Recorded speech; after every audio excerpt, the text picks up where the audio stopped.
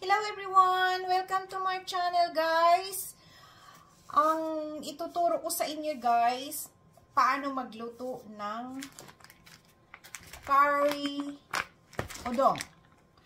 Last vlog ko, gumawa na tayo ng chicken curry soba. Ngayon naman, simple lang siya. Wala siyang chicken. Basta, ano lang siya, onion, carrots, and spring onion.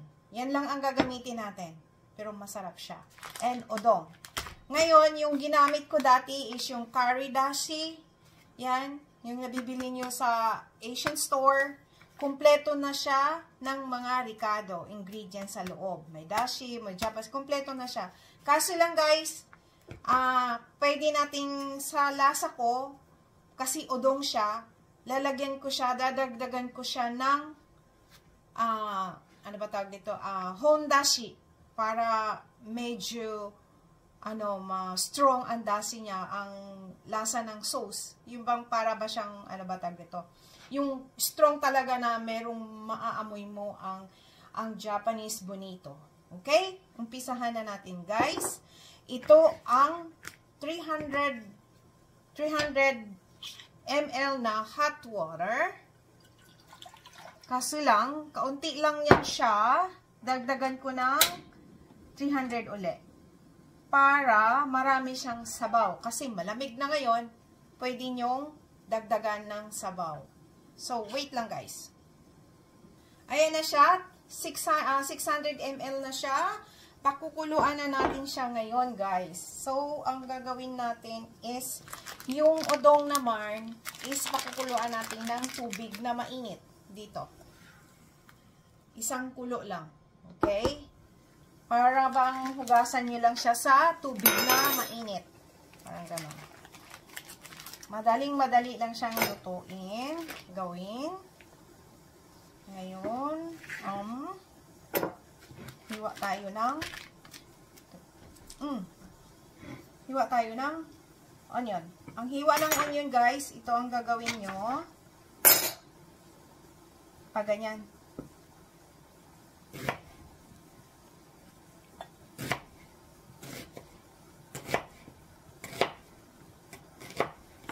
The more maraming sibuyas, the more masarap. Okay? Ito yung pakukuluan mo lang yan siya muna, pati itong carrots. Isabay nyo na doon sa white onion. And, ito namang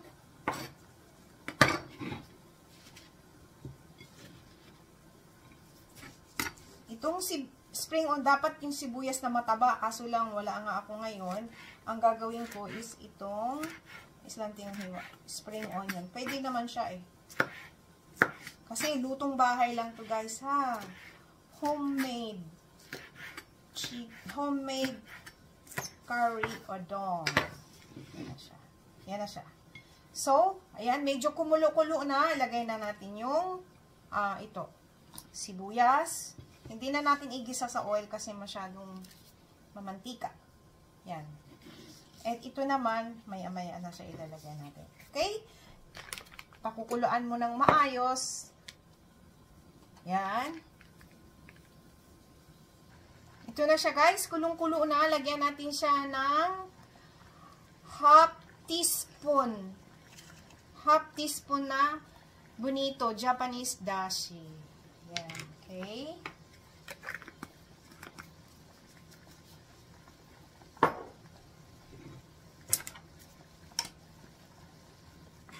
And 2 tablespoon ng curry dashi. 1, 2. Kasi sa 300 ml is 1 tablespoon. So, 2 kutsara. Okay? And, i-mix nyo guys. Mix it.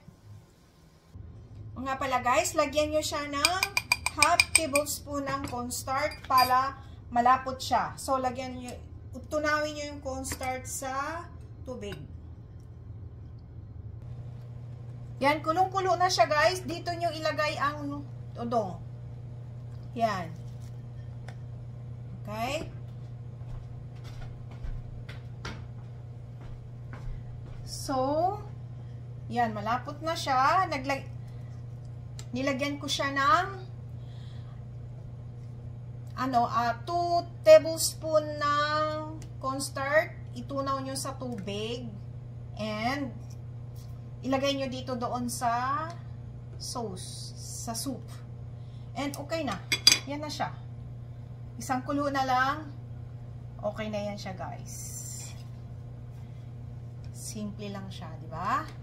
Simpleng-simple lang. Ito na siya, guys. Ayan, tignan nyo, guys. Oh, yan. Curry udong na siya.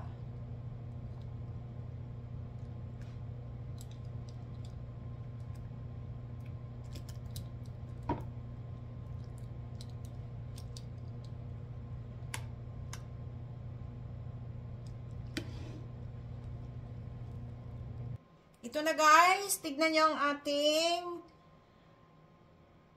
curry udong. Look at that.